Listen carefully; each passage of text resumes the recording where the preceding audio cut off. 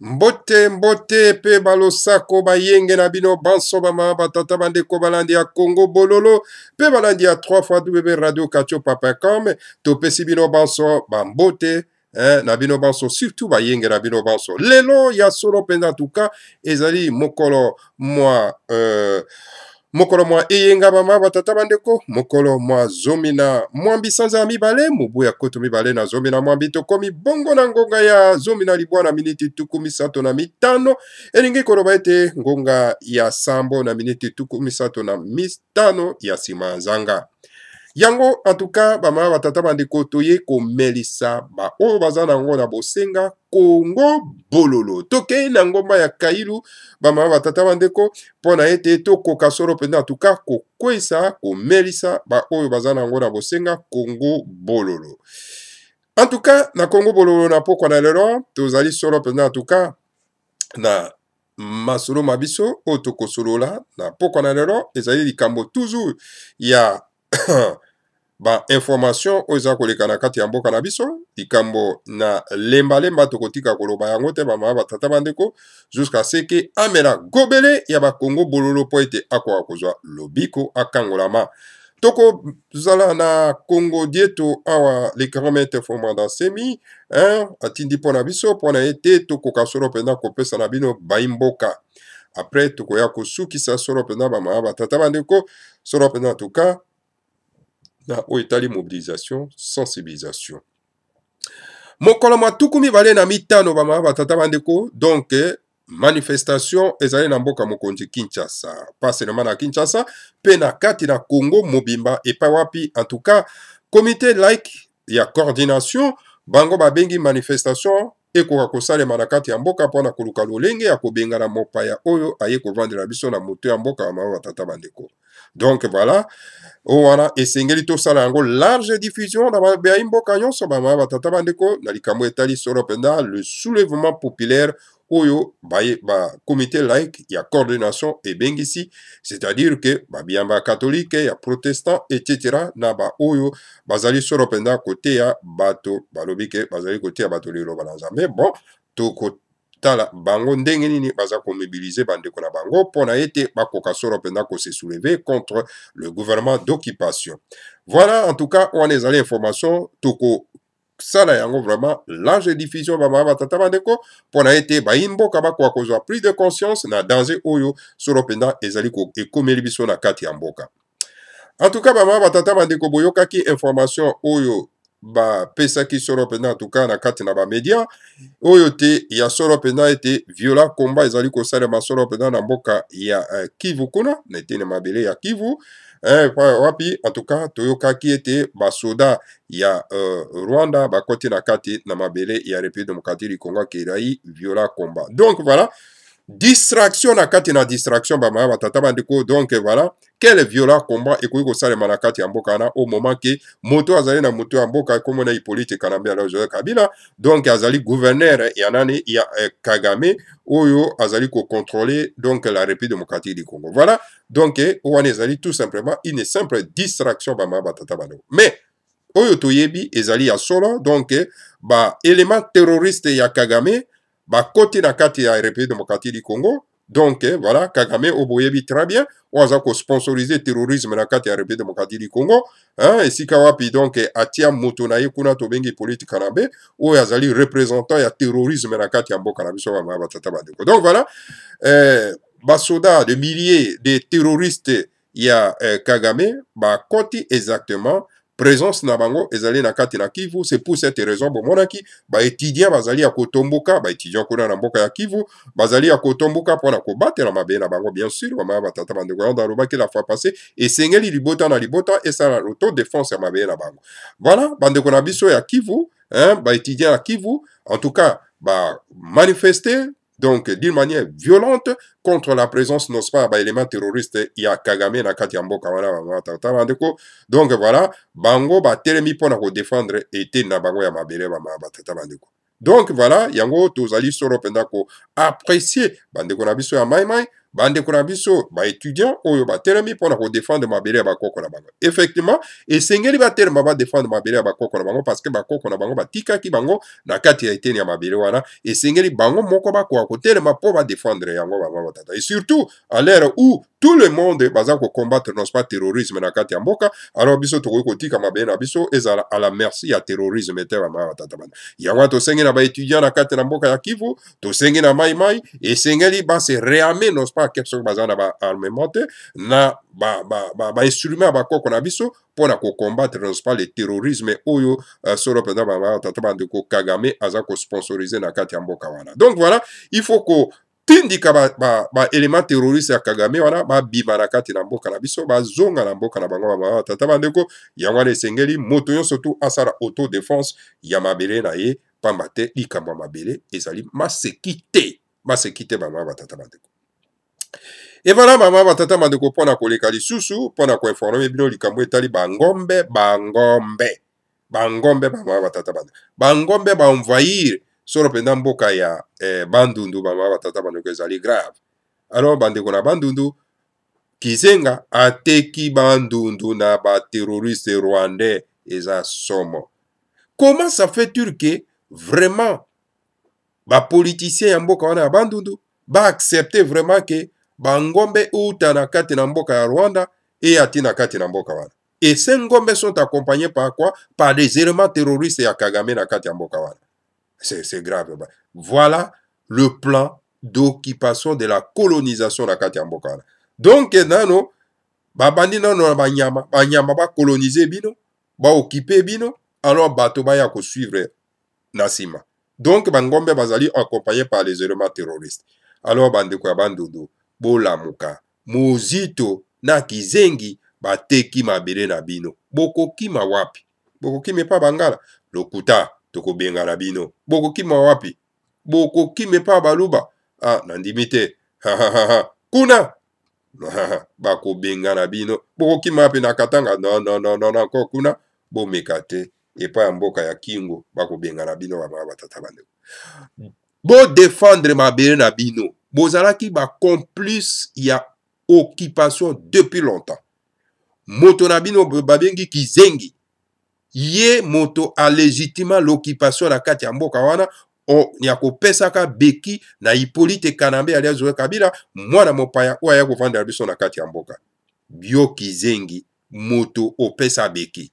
Opesi flambeau na yo epa ya Mozito apesa beki na Hippolyte Kanambe po ete occupation ekoka kovanda. Tala bokamati mabele ya bakoko na bino ya bandundu boteki yango wana bomoni bangombe na ba terroriste baza ko accompagner bangombe na kati ya mabele na bino. Bangombe na bayaki na makolo te, baye na makolo te lokuta. Bangombe wana baye na ba hélicoptère, baye ko larguer bango na ba hélicoptère, baye makolo te bama batata bandeko. Bon baza ko accompagner bangombe wana ce sont des terroristes. Alors bana bandundu bolamuka mabele na bino. Soki bozangi mabele bokokenda wapi? Po eloko oyo nzambe apesaka na bato ya motu ezali mabele. Mais sikoyo bino bokamati mabele na bino boteki yango. Ekomi sikoyo na maboko ya banani ya ba terroriste rwandais. Boko suka wapi? Boko kenda wapi? Alors donc ngana tuna bino tomi tunana. Bama batata bandeko. Bana bangala bolamuka. Bangombe bameka kotia makolo na bango kuna te. Soki batie makolo kuna bozwa makula makongo bozwa nyonso to ezali na disposition na bino pona kosasa bangombe wana batata bandeko. Oh là là, ba politicien bandundu bayokisi bana bandundu soni. Omoni complicité na bino ya kolia na mopaya. Kolia na diable. Kolia na diable likanya moko, likanya wana izongelaka. Bino kaka batata bandeko. Donc voilà, plan d'occupation. Yango to sengi na bino bandeko ya bandundu. Te bino soki bolingi kosala bangombe, bolingi kosala élevage na bino ya bangombe, boko sala bino moko. Mais oyo ezali accompagné na ba élément terroriste, en tout cas to sengi na bino bo s'en prendre na bangombe wana. Hein? Bazoli ya matiti na bino moko na moko abanda sikoyo kokoya. Bopo bozana bosenga na bangombe ya ba terroriste te. Plan d'occupation, plan d'extermination, plan de colonisation yango wana. Alors bolamuka bana bandundu, bolamuka botika kolala pongi. Voilà mama batata bandeko bana lisanga ya timati wana ezalaki alerte toza kopesa na bandeko ya bandundu po ete baprotege mabele na bango. Mama batata bandeko soki tolandi avant tokenda na Congo die to na lombango, soki tolandi vraiment disukulu oyo point de presse oyo Hippolyte Kanambe apesaka oyo bino bolandaki bino nyonso. Hippolyte Kanambe alobi na bino alobi ke donc alingaki ko changer ba Congolais, a changer ba Congolais. Alors siko bino bomituni te na donc na point de presse na ye apesaki bato wana apesaki mokolo wana te batata bana. Donc voilà, Hippolyte Kanambe akuti ba Congolais un peuple paisible, un peuple accueillant, un peuple hospitalier, hein, ou ayambaka bato, mais il y a lobby qui a qui pour changer bango. C'est-à-dire que bino bomituni te, mais il y a qui pour changer bisoto komanini. Mais voilà, tu kana expliquer bino comment est-ce que Hippolyte Kanambe a qui pour être quoi changer bino. Pour akuti bino vous allez un peuple hospitalier, akuti bino vous allez un peuple paisible, akuti bino vous allez un peuple qui aime Dieu, qui a peur de Dieu. Alors donc voilà, il y a pour changer bino comme ça bino ba terroriste. Donc voilà, idée ya Hippolyte Kanambe à Joseph Kabila ayaki nango yangwana, oya lobaki yangwana, c'est-à-dire alongola bino nandenge bozali un peuple de Dieu, un peuple du Seigneur à Congo, bokoma un peuple terroriste lokola ye. C'est-à-dire que koboma otala te, bokoma koboma lokola ndenge aza koboma. Mama batata bando. Alors, c'est pour cette raison Moni a installé terrorisme na kati ya mboka wana. C'est pour cette raison que mona aza ko kendati na Egypte ko kwenda kozwa ba élément terroriste ya Daesh, kozwa ba élément terroriste ya Qaïda, kozwa ba élément terroriste ya ISIS, aya tondisi bango na kati ya mboka. Alors pour que a transformer bino boko masolo penda donc ba terroriste lokola ye ba mama batata bandeko. Alors donc ba batata bandeko na tango wana esengeli toloba niet non. Biso toko koma ba terroriste te. Alors donc yo lingo installé donc terrorisme awa mabe na biso koma donc confrontation il y a terrorisme. Alors biso nde toko combattre yo bima na mboko yo pamba te biso tongi terrorisme te quoi yo moko za terroriste ozo bima. C'est pour cette raison le 25 février alors donc bandeko to tera mapoto bimisa terrorisme na kati ya mboka na yo organisateur ya terrorisme wana to bwaka eli banda kenda ba batata bandeko. Bomoni bino moko ba batata bandeko. Moto oyo aza kopesa beki po ete terrorisme s'installer na kati ya mboka wana ezali Kalunda Motombo alias Caleb. Na organisation terroriste na to bengi ane. Ba batata bandeko. Alors tango boza ko combattre Hippolyte Kanambe alias Kabila na terrorisme na aza ko installer na kati ya mboka et sengeli to combattre aussi Kalunda Motombo alias Caleb na organisation terroriste na ye oyo to bengi solo penda en tout cas ANER, une organisation terroriste liée à Qaïda, une organisation terroriste alliée à Daesh, na ISIS, comment mboka ya un peuple, hein, oyo, a un esprit à paix, ou azali hospitalier, aya kokoma nospa, et ya kokoma mboka na ya kokoma nospa, et sika ya terrorisme. Alors, mokili mobimeza ko combattre terrorisme, alors biso to koyi kondimate que terrorisme s'installer na kati ya mboka na biso. Et sengeli biso pe to combattre terrorisme, lokola ndenge mokili mobimba eza ko combattre terrorisme. Tango biso to kotelema le 25 février pour to combattre terrorisme, oyo moto moko te akozala contre biso, tout le monde akozala pour biso parce que bango kuna baza ko combattre le terrorisme, parce que la France azo combattre le terrorisme, alors l'Angleterre azo combattre le terrorisme, les États-Unis combattent le terrorisme, la Russie combat le terrorisme, le voilà même l'Égypte pas wa Hippolyte Kanambe aza ko kenda ko recruter ba élément terroriste azo combattre terrorisme. Mais bon, pourquoi biso to koyi kondima ete terrorisme s'installer na kati ya mboka na biso mabila wa koko na biso? Non, to kotel ma poto combattre terrorisme. Alors moto aza ko installer terrorisme wana Hippolyte Kanambe alias Joseph Kabila oya lobi ka transformer biso to koma ba terroriste lokola ye, biso to koloba non, biso to koma terroriste lokola ye te, biso tozo bengana okenda na terrorisme na kuna na mboka Rwanda place yo utaka parce que ezali culture na bino.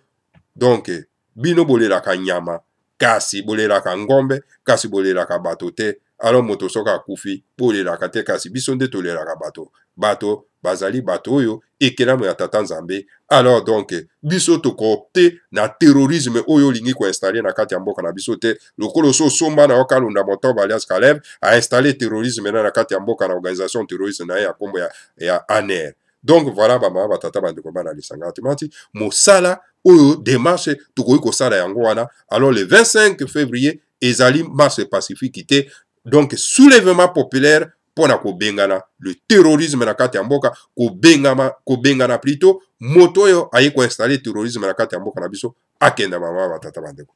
Voilà donc le mot d'ordre ezali tout simplement Congo congolais, le Rwanda au Rwanda. Donc dehors le terrorisme, abat le terrorisme na kati ya mboka na biso mama batata bandeko. Toleki na lombango wa mama batata bandeko na likambo etali lemba alias Molière, hein? Oyo alobaki ke non esengeli biso na kati na diaspora topesa ye donc nini ba information ye donc a décortiquer yango, a traiter yango. Mais lemba est incapable n'est-ce pas ya ko traiter dossier n'est-ce pas ya bangombe bama batata bandeko. Lemba alias Molière, hein? Na mboka bapaya, na mboka na ye akamati télévision na atie na kombo ya bapaya. Aza même ata soni. Voilà bato bazaka na mitu minene kasi moyen akoka kozana bososo rezalité. Na mboka na oke kotia ko télévision no na kombo ya bapaya. Bongo kombo ya mboka no ezalité kuna na Sankuru, hein? Na batete la kuna.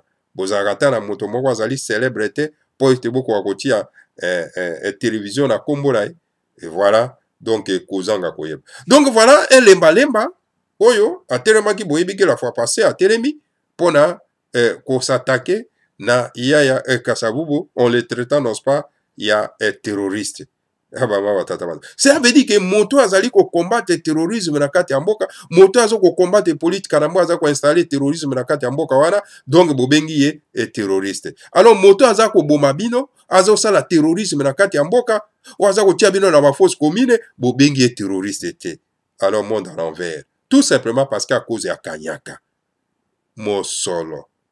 Okoyiba mosolo wana okolia masolo ya makirana pour combien de temps? Lemba alias Molière, hein? Bama batata bandeko bana lisanga atimati. Ezali mawa mingi kotala bandeko ya ndengo yo. En tout cas, baza kokoka ko raisonner te pona likamambo. Alobi to pesa information à traiter. Iye motaza si place esengela traiter les informations. Mais toloba ki na la fois passée. Tolobi ke ba paya batondi na kati ya parlement. Mais vous allez incapable n'est-ce pas ya ko traiter n'est-ce pas dossier na bango, hein? Dossier ya maman oyo babengi Muyumba azali réfugié burundaise okazana etuti rwandaise, hein? Dossier ne ozali incapable ya ko traiter yango et singelo traiter dossier ya mama wana, traiter dossier ya mama wana oyo azali mopaya na kati ya mboka na biso aza ko régner ti ya komité na niveau ya parlement. Alors donc ozali incapable ya ko traiter dossier na ye. Alors bongo siko lingi biso to pesa information koto yo po yo traiter yango pendant que vous allez incapable ya ko traiter dossier ya bato ebele bazali wana, hein? Ba élément terroriste ya Kagame ba koti na kati ya mboka toyoki siko traiter dossier yango te, biso tozo traiter dossier yango libanda awa, hein? Que mboka ezali envoyé na ba élément terroriste ya Kagame. Toyebi ke Kagame depuis longtemps belle lettre aza ko sponsoriser terrorisme na kati ya mboka ko banda bakunda motoare, hein? Ya EDP, hein? Kozonga na M23 toujours Kagame ou aza ko sponsoriser terrorisme wana. Combien de massacres salemi na kati ya mboka wana oyo eza toujours na mutu ya Kagame ou aza ko sponsoriser terrorisme wana. Yo zali incapable ya ko traiter dossier wana bama batata bandeko. Alors olingi otopeso dossier ya eneken po traiter yango. Tout simplement parce que kozomona keno bazo botolo mokwanga na ozo akakune pa eneken parce que apeska ko kota ya masanga. Alors voilà mosala yo telemi yango. Tout simplement parce que hein ya kasavu baza ko combattre non pas ba konzi na yo oyo baza ko installer terrorisme na kati ya mboka na et puis batindi yo koma mwana wa musala et o combattre o attaquer ok yo obeti ndembo sima ya gol.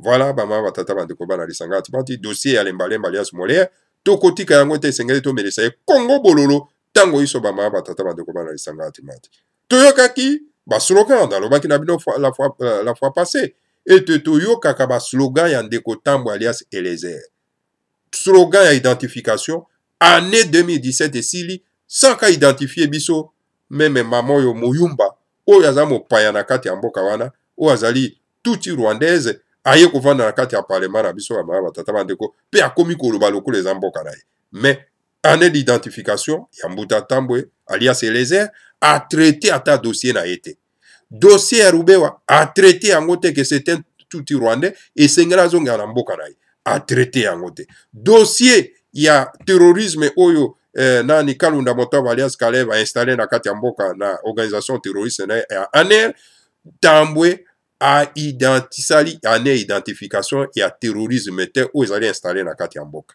mais c'est grave ane identification esili kaka nde osa koidentifie biso bamama batata bandeko koidentifie biso moto asalaka kuna na bokilo ya Hippolyte Kanambe asalaka kuna na douane Rogiza soki Rogeza bamama batata bandeko alors ane d'identification ya Tambwe alias Eliezer atikala ata koidentifie biso yango te. Alors donc année identification et si les libiso ndengona bama tata bandeko sans que ndeko na biso Tambwe alias Eliezer a identifié biso bama tata bandeko bana lisanga timati donc moto oyo to bengi solo penda en tout cas bisenge mana naba 500 généraux oyo baza kosimba armée congolaise bama tata bandeko donc voilà année d'identification et si l'indégwana année d'identification à Tambwe alias Eliezer et si les libiso sans qu'à identifier biso que non moto azala moto amboka c'est un tout Rwandais et l'étranger mon paya comme on a Hippolyte Kanambe Kabila donc année d'identification et l'équipe biso kakandengwana sans que ndekona biso Tambwe akoka solo penza ko pesa biso identification ya bato wana nyonso. Et voilà, tout continue l'année 2018. Alors, toujours le slogan de Grabiso Tambwe, alias Eliezer, alors que non, mais écoutez, année où ezali, année ya Kanga Moyibi. Alors, o identifié dans nos biso bato wana te ba pa bazana kati ya mboka, mais siko ko kanga bango ndenge nini, année Kanga Moyibi ko kanga bango ndenge nini. Donc, et comme ba slogan cru. Alors, voilà, de Grabiso Tambwe, alias Eliezer, alors que non, mais écoutez, yazali mwana mokolo lopango. Alors, ok, to yebi très bien que mabele ya Kinshasa ezali mabele ya Bakongo. Eke mokolo mabele wana kombo na ye Fumu Mwanda Nsemi. Alors yo soko zali mwana kolo lopango, donc lopango wana mokolo nango ezali Fumu Mwanda Nsemi. Alors donc yo zali mwana ya Fumu Mwanda Nsemi.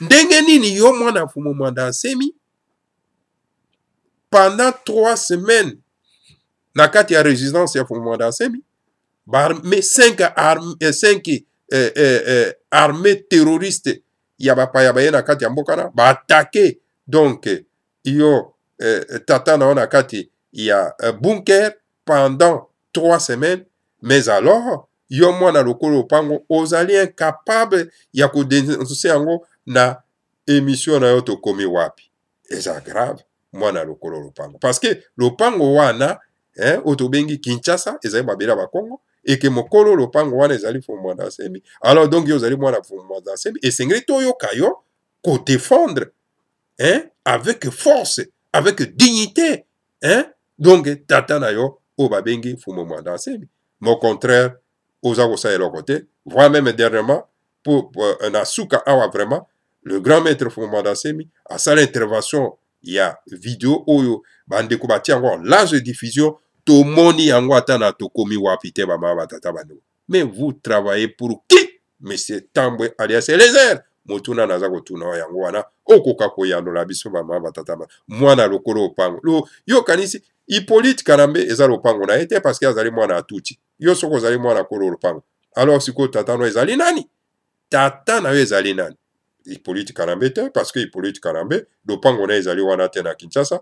Ye azali locataire. Yango mwana ki Fumu Mwanda Nsemi alobaki na ye nalingi komona Hippolyte Kanambe awa te azonga na mboka na ye babengani ye azali lisusu locataire wana te babengani ye bapesi ye préavis abima mokolo lopango abengani ye Fumu Mwanda Nsemi yo ozali mwana kolo lopango donc mwana Fumu Mwanda Nsemi alors donc esengeli okoka kotelema pona ko défendre tata na yo oyo azali kolo lopango. Alors soki yo telemi okoza ko défendre tata no azali kolo lopango te, ce qui fait que yo azali mwana kolo lopango te, yo za peu locataire. Alors donc voilà, na yo na Hippolyte Kanambe oko risque tous les deux ba bwaka bino libanda bama batata bandeko bana lisanga atimati. Donc voilà un peu bama batata bandeko moi introduction autour ko pesa bino en tout cas pourquoi alors concernant en tout cas makambo nyonso toza komona eza koleka na kati ya mboka na biso eza Kongo bololo esengeli tomelisa bandeko po ete bakoka kozwa lobiko pamba te ntango bameli Kongo bololo bakozwa lobiko mwa eza biloko moko ya mike mike eza koechappe bandeko kasi ntango toza komelisa bango mwa Kongo bololo alors sikoyo okomona bo eza mono ya kisi ya bakoko na biso alors komona ete bandeko bakokoma na sante kitoko alors bakozwa lobiko toleki na lombango mpenza en tout cas tokota na kati na Kongo dieto bama batata bandeko pamba te toloba ete tokozala vraiment mokuse na poko ya lelo bama batata bandeko compte tenu n'est-ce pas il y a rime oza ko déranger biso awa en tout cas na kati na studio na biso bama batata bandeko tokenda Kongo dieto 32 93 yango elobi na bisoni bandeko Fubu Mwanda Nsemi, député de l'opposition, deuxième mandat à l'Assemblée nationale de la RDC, acquise la France au peuple francophone du monde entier. Voilà, Fubu Mwanda Nsemi, ça quoi acquise. Donc la France na bateau balobaka français à mokili mobimba. Voilà. Quand plusieurs peuples doivent se rencontrer, il se pose la nécessité d'une langue commune de communication. Et cette langue peut être l'anglais ou le français dans le monde actuel et le chinois dans le monde à venir. Tango bato nyonso tu na kati ya mokili bayaka kokutana. Donc balukaka lokota oyo bakoki kosolola lisanga moko. Lelo oyo tolobaka français alors ou bien tolobaka anglais. Et puis, dans mikolo koya, tokobanda kolobaki chinois. Actuellement, tous les peuples du monde entier qui parlent le français se sont regroupés dans une grande association appelée la francophonie. En dehors du fait de parler la langue française, tous les peuples de la francophonie doivent se soutenir mutuellement et s'aider devant le problème de ce monde. Lelo oyo, bato yo surtout na kati ya mokili mobimba, o balobaka français, bango baya kosangana esika moko, na kati ya association o babengi francophonie. Alors na yango wana na kati na lokota wana toza koloba, o ezali o tobengi yango francophonie, bato yo surtout baza koloba lokota wana, baya kozala na kati na association wana o tobengi francophonie pona ete bakoka se soutenir basimba na loboko na kati ya ba problème oyo ekoki kokomela bango. Au Rwanda, les Tutsis ont reproché la France d'avoir facilité les génocides rwandais qui a coûté la vie à 1 millier de Rwandais. Curieusement, dans l'intention de mettre main basse à la terre du Congo, à la République démocratique du Congo, et à ses richesses, cela fait 17 ans depuis que Hippolyte Kanambe, un Tutsi rwandais, imposé par des grandes puissances, président de la République démocratique du Congo, fait venir les armées, fait venir les armées, Bolimbisi, Bolimbisi pour Nayango, en tout cas, parce qu'il fallait tout le temps fait venir les armées étrangères pour venir massacrer les peuples congolais et les jeter dans les fosses communes. Na kati na Rwanda, obi ba Rwandais ba reprochant la France que non, France ye motasala kike génocide rwandais et kwa kosalema na kati na mboka ya Rwanda. Kasi likambo ya kokamwa baba batata bandeko, likambo ya kokamwa. Likambo ya kokamwa pona koluka kotia maboko na kita ya mboka na biso ya République démocratique du Congo, lokola mboka ngo pe tonda na kita mingi, pona koluka kotia maboko na kita ya mboka na biso. Alors donc, basali nini bato babengi ba grande puissance basali nini bakamati mopaya oyo tobengi Hippolyte Kanambe baimpose ye na mutu ya mboka na biso tout simplement parce que po ete bakoka kozwa kita ya mboka na biso sans que bana ya mboka bakoka kobénéficie nango bango batata bandeko yango wana omoni babengi basoda ya bapaya nyonso bakoti na kati ya mboka na biso mpona kosala nini kozwa bandeko na biso bakolo mboka babwakaka bango na bafausse commune na mabulu bamboka na biso ekomi esika ya baterroriste ya mokili mobimba baza koboma a bout portant bozomona bino moko bazozwa bandeko na biso bazobwaka bango na bafausse commune ekomi kaka soki babomi bazowela bibembe mpo ete emonana te bakenda kobwaka bango bana ya mboka ya Kongo bakomi lokola banyama bangulu bangombe kutu tala bango wana bakoti na bandundu bazali meme protégé meme bandeko na biso ya bandundu bazali incapable ya koboma bangombe baenvoyer bango bango batata bandeko ezali somo mpenza bango batata bandeko somo au lieu que la France tire la leçon du génocide rwandais en soutenant le peuple francophone du Congo, la France ne regarde que la terre du Congo et ses minéraux en soutenant les génocidaires tutsi rwandais au peuple congolais.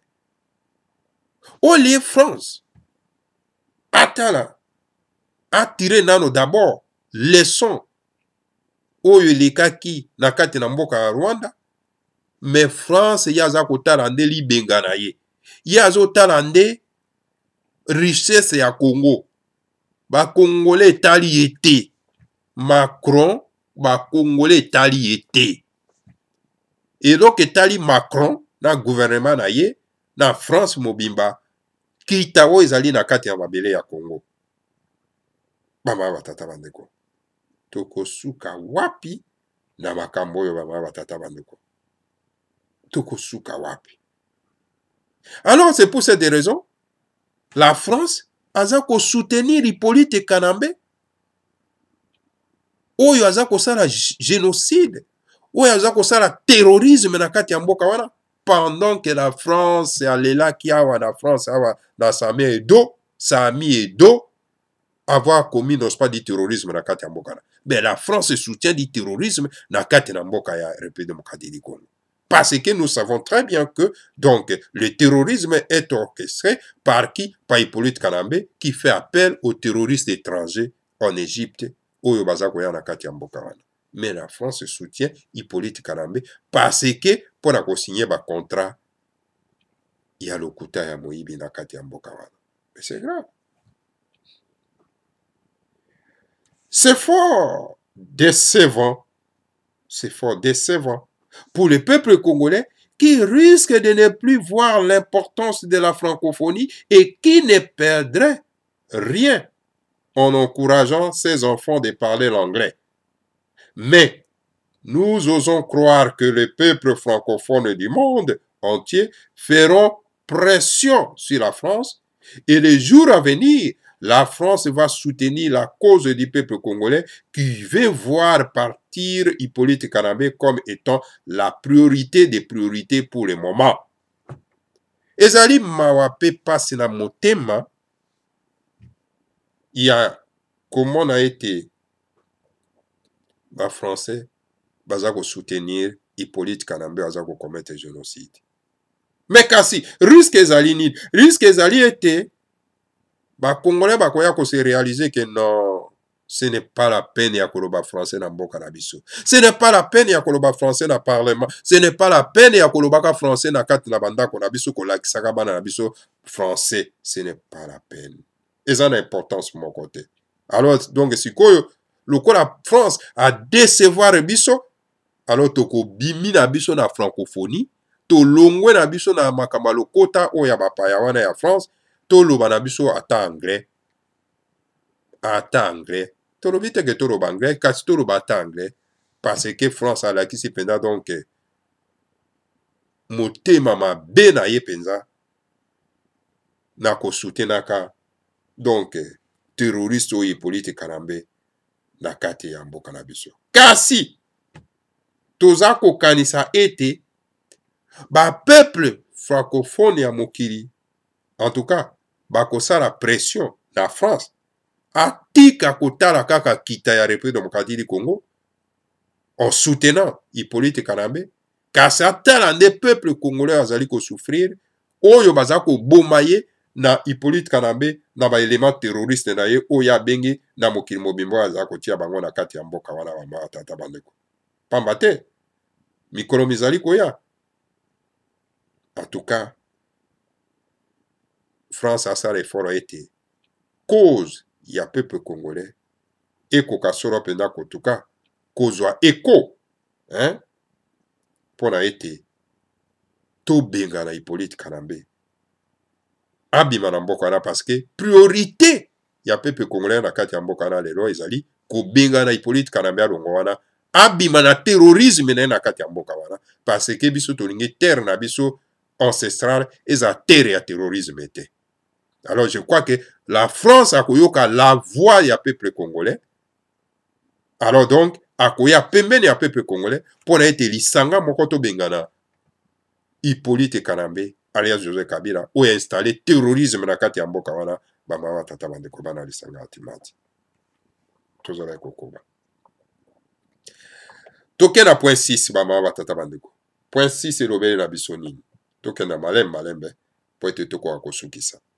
Car en effet, pour le peuple congolais, priorité des priorités, c'est le départ d'Hippolyte Kanambe du pouvoir du Congo-Kinshasa.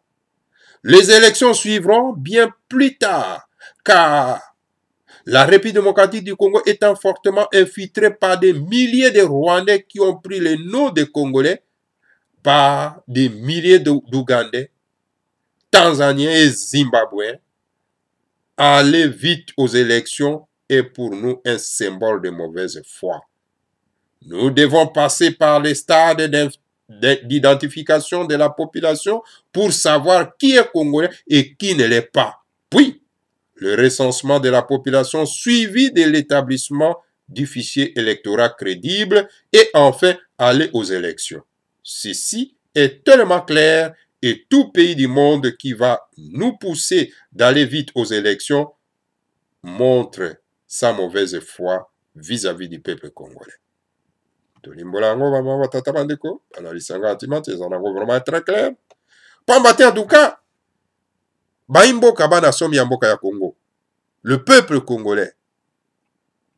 En tout cas, priorité na bango ezali d'abord tobengana Hippolyte Kanambe alungwa na mboka na biso akende. Abima kende, tolingi ete. Priorité yango wana baba tata bandeko. Alors pambate. En tout cas, tango toko bengana ye, nde toko yeba makambo ya ba maponami sima. Pambate. La République démocratique du Congo etondi na ba paya oyo ba lati ba kombo ya bana somi ya mboka ya Congo. Ba paya. Zwa par exemple ba torokola ba Tambwe Mwamba. Un touti Burundi. Mais alati kombo ya Tambwe Mwamba. Boye bandeko na biso ya baluba. Boye bisabiso na no village ya Tambwe Mwamba kuna na Kasai. Ngana tuni bino boye bisabo komela ngai na message soki to sisi émission boko komela ngai village ya Tambwe Mwamba kuna na Kasai parce que alati kombo ya Tambwe Mwamba ezali kombo ya baluba. Baba tata bandeko. Alors siko rube waye bisano biso village kombo ya village na ye kuna na Kivu. Alors donc moto babengi Rogeza bokilo ya Hippolyte Kanambe ayebisa biso village na ye kuna na mboka ya Congo bama tata bandeko bana lisanga antimate ayebisa biso baba tata bandeko to na vraiment na bosenga akoka koyebisa biso ayebisa biso. Alors moto yo babengi solo penza en tout cas oyo tobengi bisengi mana ayebisa biso village na ye. Bato wana nyonso tu balati bakombo ya biso bananga ayebisa biso village na ezali wapi na kati na Congo wana. Alors mama tata bandeko botunela biso moto babengi solo peda nani oyo kengo adono village na ezali wapi balobi aza mongala mongala ya kote nini lokota nini oyo ya lobaka kuna na kati na mboka ya mongala voilà mama tata bandeko donc kopousse bana somi ya mboka Congo bakenda na ba élection précipité en tout cas ezali malamu te parce que bana mboka balingi nano bakoka nano ko-identifier bato nyonso ya mboka parce que totondi na ba-Ougandais na ba-Rwandais na ba-Zambien batondi ta ba-commandant général Raos un Zambien dénaturalisé belge akomi na mboka ya Congo kosala nini hein c'est grave alors esengeli to identifier nano bapaya wana nyonso parce que mboka etondi na bapaya trop alors tokokenda na baélection na mbangu boye te esengeli tokenda malembe na baélection esengeli to identifier nano population alors donc soki tosilisi koidentifie population wana nde atuka tokoyeba kokenda na bamaponami kasi komema biso na maponami koloba na biso makambo ya baélection na moment oyo ezali vraiment donc de mauvaise foi bamama batata bandeko bana lisanga timati donc population baza na besoin ya kokenda baélection na mbangu te esengeli tosala nano recensement ya population to établir bafichier électoral crédible enfin po ete sikoyo kokenda na baélection pamba te eza mpenza très clair na makambo oyo nyonso bamama batata bandeko esengeli tobenga nano epolitika na mbe alongwa na mboka na biso kotinda biso na baélection na lombango ezali mpenza mauvaise foi vis-à-vis d'un peuple congolais car ce n'est pas avec un pays fortement infiltré d'étrangers qu'on organise les élections en Angleterre, en Amérique, en France, etc. Pourquoi chasse-t-on les sans-papiers dans les pays occidentaux? Mais eza malamu te na mboka oyo mpenza etondi bapaya na kati na mboka bongo sikoyo botinda biso tosala maponami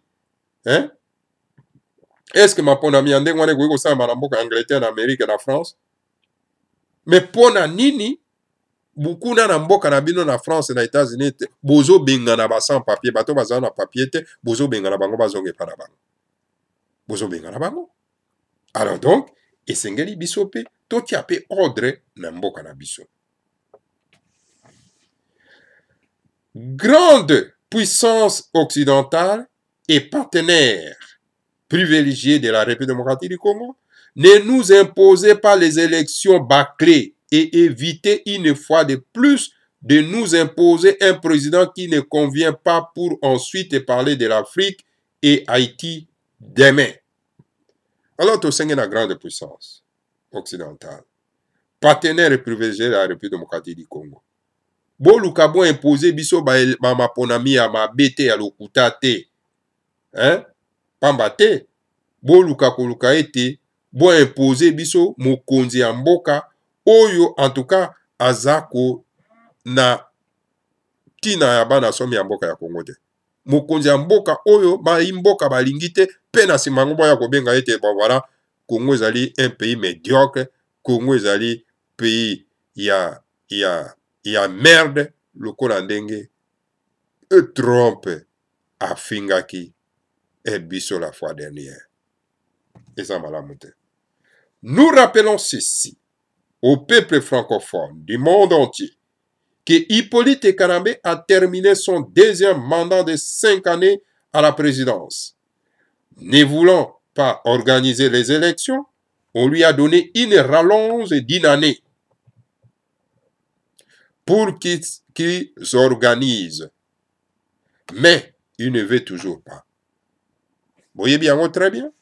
Vous voyez bien très bien que biso baimboka yango toza ko rappeler na bino peuple francophone ya mokili mobimba Hippolyte Karambe asa sisi manda na emibale esengeli akende atika mboka akende atika la présidence akende na ye mais lokola ye alingi ko organiser na ye maponami te topesaki ye mwa délai moko ya inane po ete akoka kosala eloko maponami asali yango te alors sikoyo esengeli akenda na ye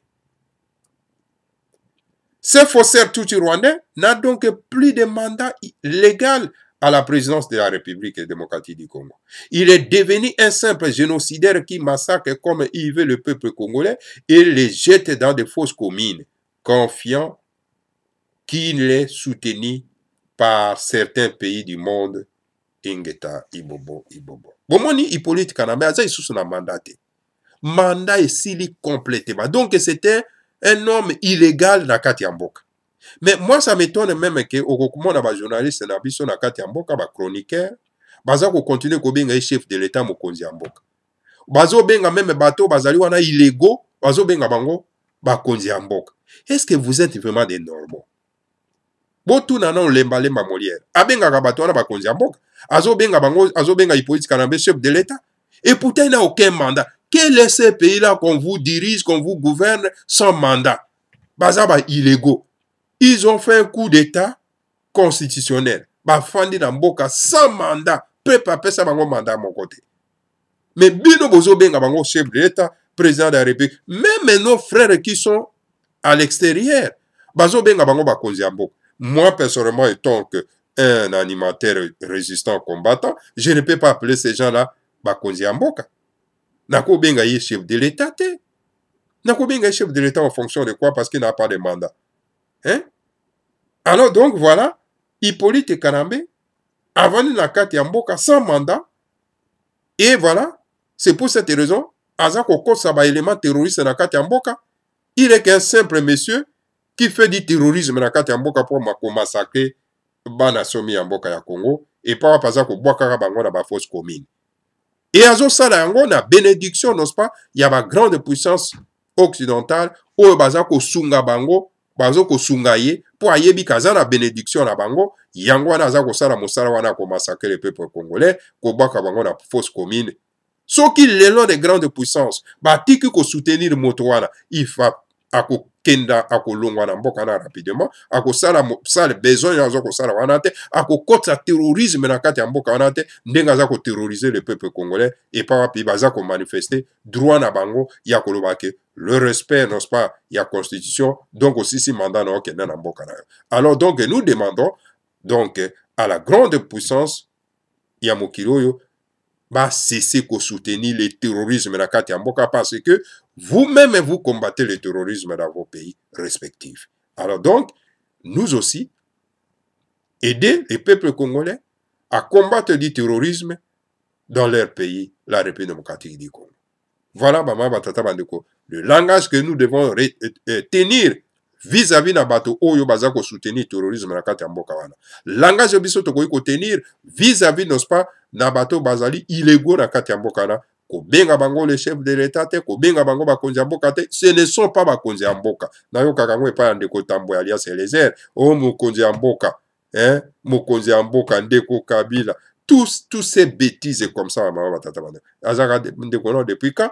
Et que aza mokonzi ya mboka depuis quand? Parce qu'il a fini son mandat. Aza isusu na mandat te. Mais bokobenga chef de l'état comment? Il est tout simplement un simple citoyen, oyo à se maintenir na bokonzi par la force, pour donc sponsoriser le terrorisme na kati ya mboka wana et continuer à tuer le peuple congolais, hein, et abwaka bango na ba fausse commune na bénédiction ya ba certains pays ya grande puissance ba tata bandeko ezali mawa mingi.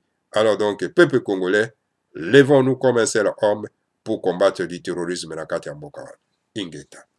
Voilà, on est alaki message à le grand maître Fo Mandasemi, le chef saint de la race bantou de l'Afrique centrale, le chef suprême de Bundu de Congo, le roi et prêtre de Bundu de Congo, député national de la République démocratique du Congo. Donc voilà, Kinshasa le 13 février 2018. On est alaki date où il y a Komaki Congo d'Étoile. Donc pour la kosuki sabama batata bandeko bana lisanga atimanti, donc voilà, tolobaki tokosuki sa toujours na mobilisation. Situation ezali vraiment chaotique, maman batata bandeko na kati ya mboka pamba te. Kuna na Congo central, chasse à l'homme ezoko salema ya kosakana te. Donc, bamakesa mabundu ya Congo baza ko chasser bango na ba élément terroriste et politique na manière. Donc la plupart bakimi même na pays voisin moyen ya vanda wana ezali te parce que chasse à l'homme eza kosalema moye te bamama batata bando bato na kati na mboka na bango moko. Alors voilà ye mopaya ye abengisi baterroriste na kati ya mboka wana mpona koya kochasse donc baimboka na kati na mboka na bango bamama batata bando na Congo central. Donc moto babengi Matezolo aza kotravailler na organisation terroriste ya ANR ya Kalunda Motoba alias Caleb le Terminator. Alors donc baza kosala chasse à l'homme na bamakesa mabundu ya Congo. Voilà nos propres frères baza ko aider bapaya pona ko installer terrorisme na kati ya mboka na pona ko terroriser la population. C'est grave ce que fait Matezolo avec ces dipons qu'on appelle Basangana Fish et Zola. C'est grave tata bandeko. Na kati ya Kinshasa boyebi très bien bamakesa mabundu ya Congo o bakangaki bango le 7 août 2017 bazalaki na boloko na ndolo. Alors bazali porté disparu jusqu'aujourd'hui au moment où je vous parle. Mais les organisations des droits de l'homme ne disent pas un mot. Et l'ONU qui est sur place ne mène pas les enquêtes pour savoir là où on a amené les Makesa Mabundu dia Congo. Mais quel est votre rôle dans ces pays, la MONUSCO? Quel est votre rôle? Qu'est-ce que vous faites là-bas? Mais les gens sont en train de disparaître.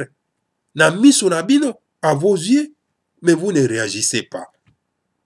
Au moins, ceux qui vous ont quitté, là on peut comprendre que bon voilà, il n'y a personne qui est en train, n'est-ce pas, de veiller à la sécurité. Mais vous êtes sur place. Mais les gens meurent, les gens disparaissent. On met les gens dans les fosses communes. Mais qu'est-ce que vous faites dans ces pays-là?